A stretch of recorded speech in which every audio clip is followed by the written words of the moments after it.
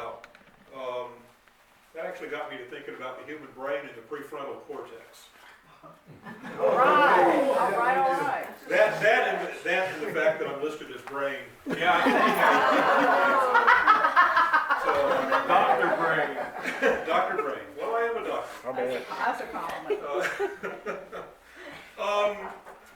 The prefrontal cortex, no, there is a part of the human brain called the prefrontal cortex, and it is unique among human beings. It's something that we have evolved above the animal kingdom. And it represents what they call our executive function, our ability to moderate our behaviors and so forth. It's very, very much bound up with language. But one of the things that it does that makes us uniquely human is that it can represent for us information that is not currently in the environment. And that's how language gets bound up with this. Through language, I can put ideas in your head that have nothing to do with, I can ask you to imagine a jellyfish waltzing in a pool hall, and you get it, right? And so forth. It helps us to imagine realities. It helps us to create and simulate other realities, and so forth. The psychologist Dan Gilbert, who I'm thinking about in a lot of this, refers to it as an experience simulator. It's because of the prefrontal cortex that no one in here has ever actually made a garlic flavored milkshake. I'm serious. On purpose. Because, the fact is you don't have to, because you have a prefrontal cortex, you don't have to make a garlic flavored milkshake and taste it and go, damn, that's ugly. You can realize, you can picture it in your head. That's going to be pretty ugly, right? Okay. You got that experience simulator and so forth. Animals can't do that. Animals have to screw up and realize, okay, that was a bad idea. And so forth. And this is going to fall in, it just amazes me what Kathleen had to say and what Larry had to say this morning. This is going to fall right within that. We're just all on the same page today. I love it when we have these little synchronicities. Because we have this experience simulator, follow with me here, follow my reasoning and so forth, we can actually create synthetic happiness. We can create synthetic happiness. We can create and manufacture happiness. Okay? Because we have this experience simulator, we can experience in our brains synthetic happiness. We can see the alternatives. We can manufacture happiness. And it is real. I'm going to argue that it is real happiness. In fact, I'm going to eventually argue that it's actually more authentic than what we call found happiness. But we can also, for one thing, we can look at the alternatives. You all familiar with Aaron Ralston? You ever heard that name? You guys are familiar with him. He's the man who was hiking in the Grand Canyon. Got his hand stuck behind a rock over there. Oh, yeah. Had to cut his own hand off to get home. Yeah. Okay. During an interview, talking about that experience, one of the things that he said was, it could have been worse. And it could have been. I mean, it could have been, right? That ability to see that helps us create a synthetic happiness. You following me here? Okay. We often want to believe that happiness is found, that it's something that we find in our environment, that it comes from success and getting what we want. In fact, we talk about that in this church a lot, about your desires and so forth, and realizing your desires and creating happiness through that, getting what we want. But studies have shown that this is not necessarily true, that happiness is not necessarily a found thing, that happiness, that this notion of a found happiness is not necessarily true. Unfortunately, I'm going to get into my politics for a second, but the entire idea of American capitalism is based on this idea of found happiness. If you've really got a whole bunch of, if you've got a world full of Zen monks who are perfectly happy with what they've got, you've got no reason for them all.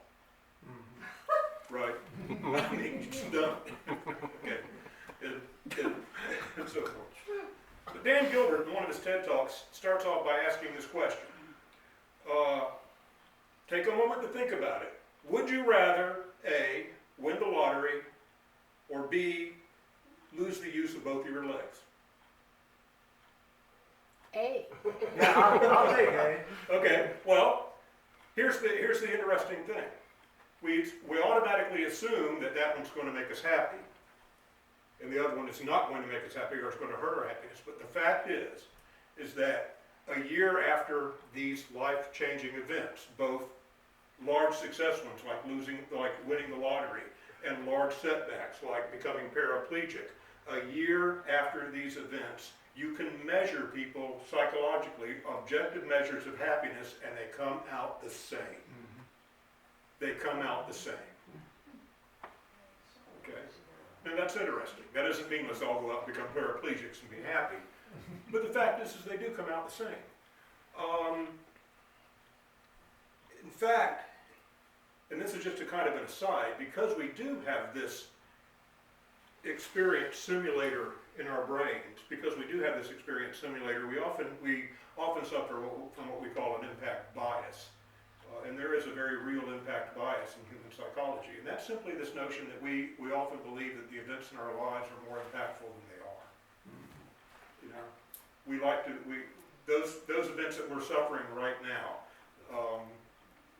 gaining or losing a romantic partner, gaining or losing a job, you know, getting or not getting that raise and so forth. We estimate how much impact this is going to have on our lives and so forth, and we always overestimate how much impact it's going to have on our lives. If we give ourselves 90 days or a year, it just doesn't. It just doesn't. And so forth. But the fact is because we can simulate this thing, because we have this ability, Dan Gilbert calls this an experience simulator. We actually can create a synthetic happiness. And I'm going to argue that synthetic happiness, this happiness that we create by our minds, not by finding things out there in the real world, is actually a more authentic happiness. Is actually a more authentic happiness than a found happiness. And one thing that proves that is the so-called paradox of choice. Are you guys familiar with this notion of the paradox of choice? Let me give you some insight on a couple of experiments. There was a really interesting experiment that was done where people were called in and they were just asked, we need your help. We're taking a survey of people. And we have these 6 prints of various Monet paintings. Okay, there's 6 Monet paintings. And we would like you to just rate them. Which is the best, which is the worst, and number them 1 through 6. Okay?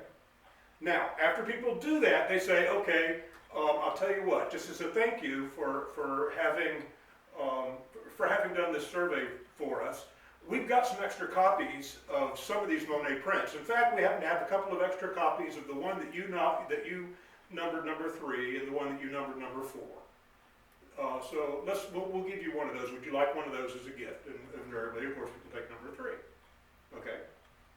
It's right there in the middle, but they liked it a little bit better than number 4. Months later, years later, they'll call these people back in and they'll say, we want to do this experiment again. Would you number these 6 Monet paintings? Which one do you like the best and which one do you like the least? Invariably, the one that they had originally labeled as number 3 becomes number 2. And the one that they had labeled as number 4 becomes number 5. Isn't that interesting? People are deciding that they're happier with what they've got.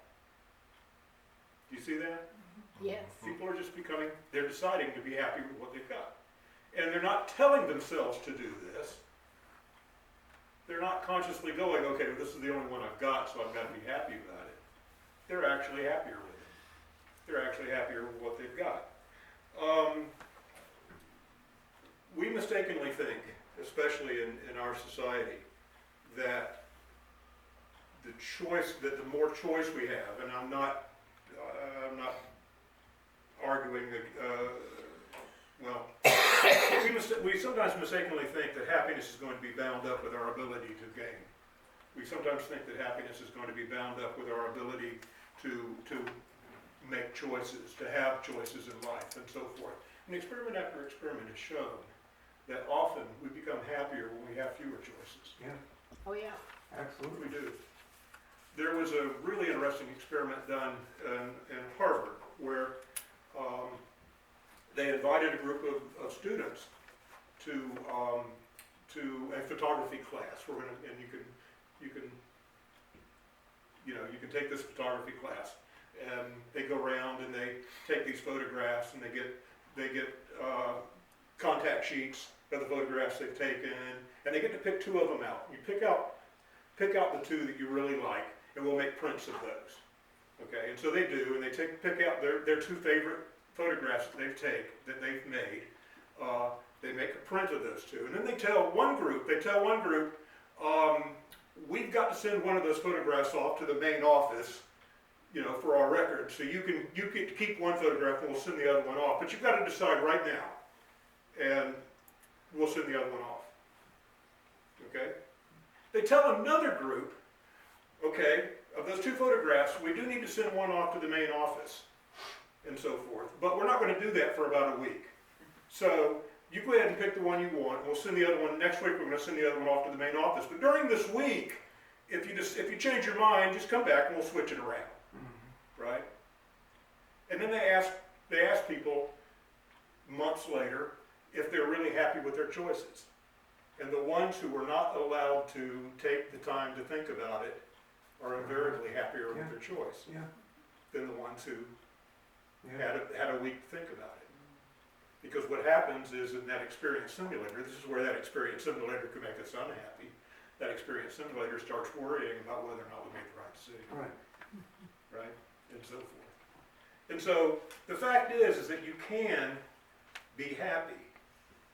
You can be happy.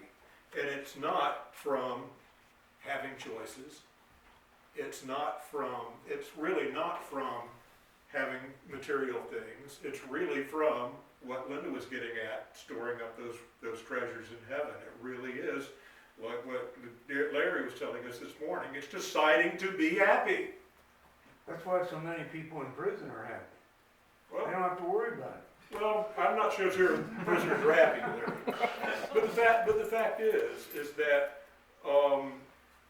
happiness really is not so much a condition of the environment. It's not so much a condition of the world out there. It's a condition of our own internal lives. It really is a condition of our own internal lives. Happiness to me is just simply that opposite of fear, where I'm fearing that I've made the wrong decision. I'm fearing that I'm becoming afraid. And God doesn't wish us to be afraid. I'm thinking of passages from Deuteronomy. Do not be afraid. Do not be discouraged.